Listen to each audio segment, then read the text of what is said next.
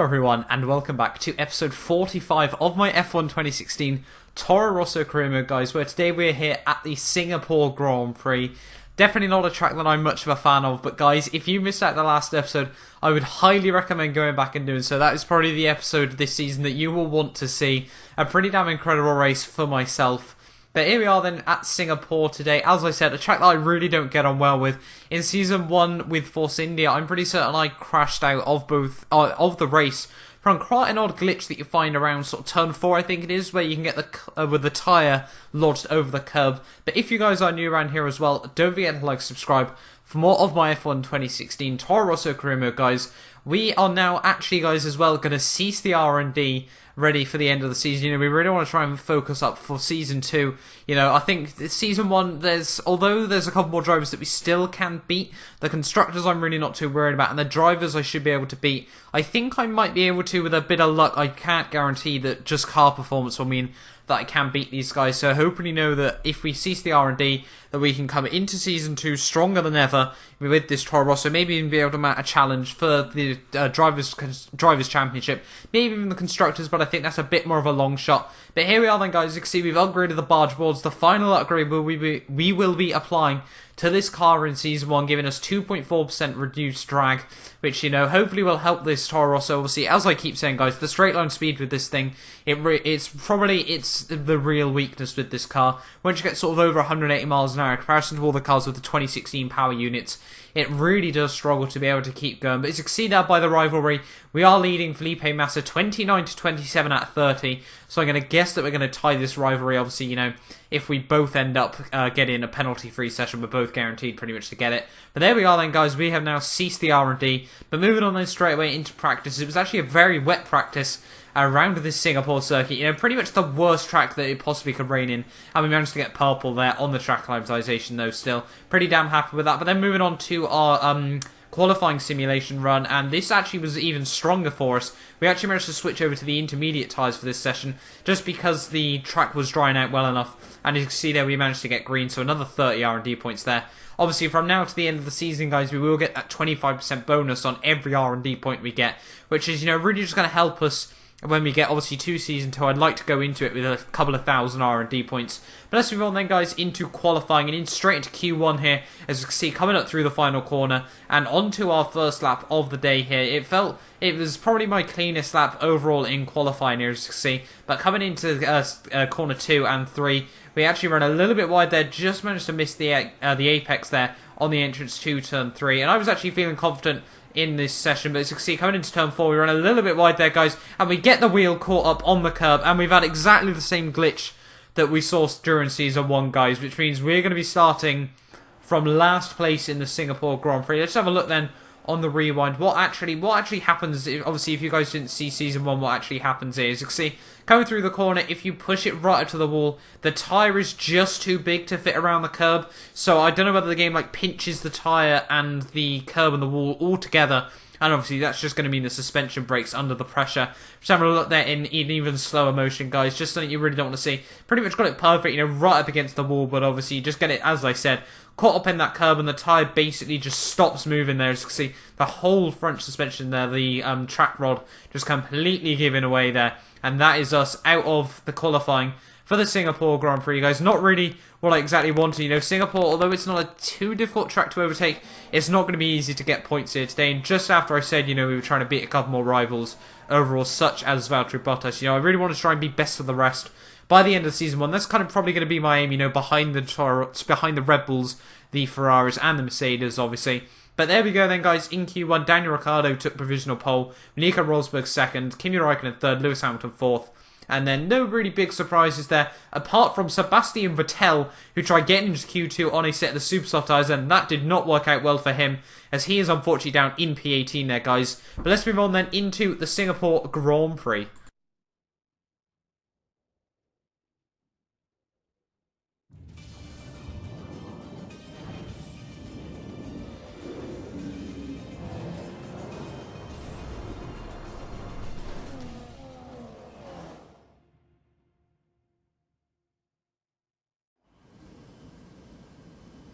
Hello and welcome one and all to the shining streets of Singapore. Can you believe we've been coming here for nearly a decade now? It feels like only yesterday that Felipe Massa was dragging his fuel hose down the pit lane in that eventful opening race. And in a Grand Prix won from pole position more often than not, will we see a new victor crowned today? Situated just 88 miles north of the equator, this 3.5-mile circuit is hot, it's humid, and is an incredible test for the drivers as they try to fight their cars around the bumps and in between the barriers. 23 corners take us twice over the bay to complete a single lap of this unique racetrack. The view is spectacular, the heat is unbearable. The race should be incredible. Anthony Davidson is alongside me in the commentary box this evening. And big race this one, a real test of endurance. Sounds right up your alley. Wouldn't you just love to be down there on the grid right now? You know what, Crofty? I'm pretty happy to be up here in my air conditioning, thank you, right now. I can't stress just how difficult these conditions can be, especially when you consider it's the longest race on the calendar in terms of time. It's also one of those races where you have to remember to keep drinking, or there's a real risk of dehydration, just like we saw with young Kevin Magnussen a couple of years ago, don't forget. We mentioned the bumps as well. Take a look at the onboards if you get a chance during this race. The movement in the suspension and the chassis is just incredible, and it's lots of hard work to wrestle the car around the lap here. If we keep up this level of performance, I think he'll be promoted to #1 driver. So let's make sure we get a good result today. With that then, let's run through the grid order. Lewis Hamilton lines up on pole position, and Kimi Raikkonen completes the front row. Looking down the rest of the grid, we have Verstappen, Rosberg, Daniel Ricciardo, and Button, Alonso, Massa, Bottas, and Nico Hülkenberg, Perez, Nasser, Romain Grosjean, and Ericsson, Kvyat, Magnussen, Rio Haryanto, and Sebastian Vettel, Palmer and Wehrlein, Esteban Gutierrez, and a Toro Rosso rounds off the grid. And with lights out just moments away, it's time to go down to the track. So here we are then, guys, on the grid, ready for the Singapore Grand Prix. Probably going to be one of the toughest races we've faced this season. Obviously, after the highlight of Monza last time out, guys, it's definitely almost Max Verstappen-esque, where obviously he bottled it at Monaco straight away after he won his first Formula 1 race. But here we are then, guys, on the grid, ready for the Singapore Grand Prix. Not really too sure, as I said, how we're going to fare here. It's probably going to be probably a fairly poor day for us. But, you know, if we get a luckily timed safety car or whatnot, we may be able to do quite well here. But here we are then, 4 lights, 5 lights on the grid, ready for the Singapore Grand Prix. And it's lights out and away we go, and Gutierrez basically just doesn't go anywhere there, guys. Not too sure what happened to him, but you can see just ahead of Sebastian Vettel, already swapping positions with Pascal Wehrlein. So I'm just going to try and keep it as clean as I possibly can into turn 1. Gutierrez has looked around my outside, but there's been an absolute car park there into turn 1. Not an idea what's actually happened there, but we've moved up already into P12 there, guys. And there's already a safety car out, so that has worked out very well for myself. We're going to try and do almost what we did at Monza last time out, guys, with the OP strategy. I don't know whether it'll work out as well for us here today. Obviously, at this track, Singapore really a track I do struggle at for just race pace generally. But obviously, we'll move on to a set of the soft tyres. Hopefully, you know, we might be able to get to the end. I'm actually not too sure how well the tyres do actually wear around this track, but it cannot be too bad, I'm kind of hoping. But here we are then, guys, obviously now down in P22, put a lot of trust in these soft tyres, because this could basically make or break our race. As you can see as well, Nico Rosberg down in P21, so it's looking like Lewis Hamilton once again is going to be able to pull out another advantage. But after the end of the safety car restart, guys, you can see we've already got a couple more drivers now down in the pit lane, as we can see coming into turn 1 now, right behind Nico Rosberg, and hoping that we may be able to make a position up on him as we go on to the long back straight. But Rosberg, I found out, really just has such good straight line speed, guys. You can see coming to the end of lap 5, he was basically able to keep it right on Gutierrez's rear end. And unfortunately, that was really not working out well for me, as his Toro Rosso was really lacking in straight line speed. I definitely set the car up in qualifying to be very much corner orientated, just trying to maximise my grip through sort of Sector 3 and Sector 1 to an extent. But here we are then, on to the end of lap 6. We'd already moved up into P16, and now we're going to move up into P10, maybe even P9. No, P10 is going to be the position we move up to. So we're already up into the points, and we've still got quite a few drivers just ahead of me that do need to come into the pit. So it effectively means we're sort of in the net lead of this Grand Prix, as now we move up into P9 as Julian Palmer peels off into the pit lane as well. And now, are we going to make any more positions? Up into P8 now we go, and it's basically just what position will we be in when everyone else is pitted at this point of the Grand Prix. My teammate now, Danny Kvyat, is leading the race, and we move up now into P4 of the Grand Prix. So it's looking like it could actually pay off very, very well for myself here. Basically, the only cars ahead of me are the guys that started on this set of the super soft tyres, and basically just trying to undercut the AI, the rest of the AI here. But as you can see, Lewis Hamilton now on lap 10, right on my gearbox here. Is he going to be able to make a move around the outside into Sector 3 here? He's going to have a look around the outside. We make a little bit of contact on the exit there, and I've been nearly span all the way around. Somehow managed to, well, I don't keep it out of the wall in the end, but somehow avoid front wing damage. But now we've lost a place to both Lewis Hamilton and Kimi Raikkonen there, guys, which effectively means the chance of being able to secure back-to-back victories in this career mode is all but gone already there. A bit disappointed with that. Lewis Hamilton, I just didn't give him enough room on the outside. I'm more than happy to take blame for that one, as it was just the fact we did try squeezing him out, but he just wasn't willing to back down there. A pretty damn incredible move by Lewis Hamilton there at the end of Sector 2, you know, right around the outside, really just showing how strong the Mercedes is around this track. Obviously, we're in a lot worse a car as well, and obviously we just don't have the tyre grip like he did there, but still, hoping, you know, that we can basically just get to the end of the Grand Prix in a safe position as we now move back up into P5 of the Grand Prix. We've got a couple more cars that do need to make pit stops, but now on to lap 13 here. We've actually let Daniel Ricciardo through as well, guys, as he was basically just so much quicker than me at this stage. We knew just we had to do exactly what the team wanted and just let him through. Because you can see now I may hit this, well, behind me I'm trying to defend from is Sergio Perez on the start of lap 14, and just look at the straight line speed he's got straight at the inside into turn 1. Nothing really we can do about that.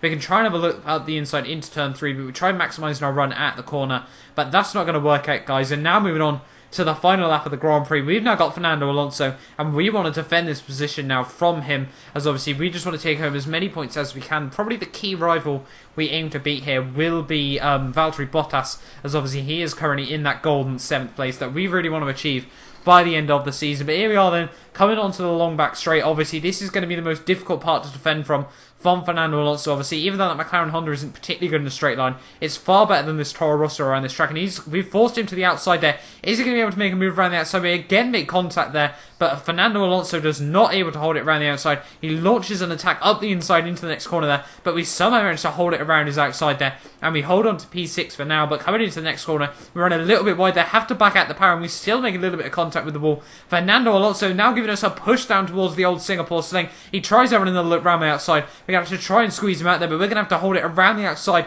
into the next corner, and yes we do once again. It's looking very, very feisty on this final lap of the race. Obviously we both want to take home this 6th place here, but are we going to be able to hold on from Fernando Alonso as we come down the second long straight? Are we going to be able to hold on? We're going to have to stay to the inside, go very, very defensive. Is he going to try and move like Lewis Hamilton did to us? He's going to have a look around the outside. We make a little bit of contact with him there, and I was not very happy with that. You know, Alonso's made contact with me 3 times alone on this lap, so we're going to throw it at the inside. An incredibly rash move into the next corner there. I was pretty damn disappointed with myself for that one, but we've held on to P6 for now. Fernando Alonso still in P7 as we force Sebastian Vettel a little bit wide into the next corner. But are we going to be able to hold on to P6 in this Grand Prix? Lewis Hamilton has already extended his championship lead once again here. The fireworks are already out, but are we going to be able to defend? We hit the wall coming into the second to last corner, but we are going to be able to take home, guys, P6 in the Singapore Grand Prix.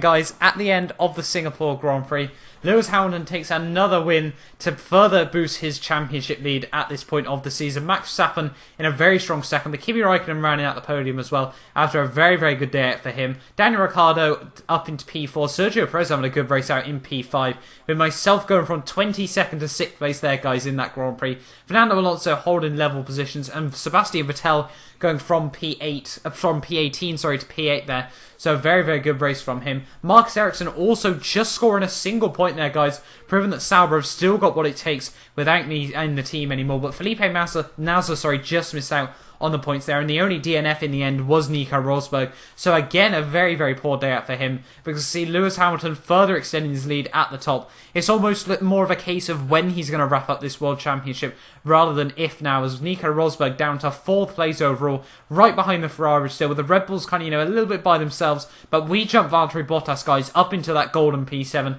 the place we are aiming for in this career mode, guys. We can see, looking down further down the grid, as we can see, Carlos Sainz now is back down to last place. After, obviously, Felipe Nasser moves up 4 positions there, thanks to that P11. But see, Sahara Force India and McLaren Honda swapping over positions as well. Looking like we might see a fight between those guys at the very end. But if you guys have enjoyed this video, don't forget to like, subscribe, and I will see you next time.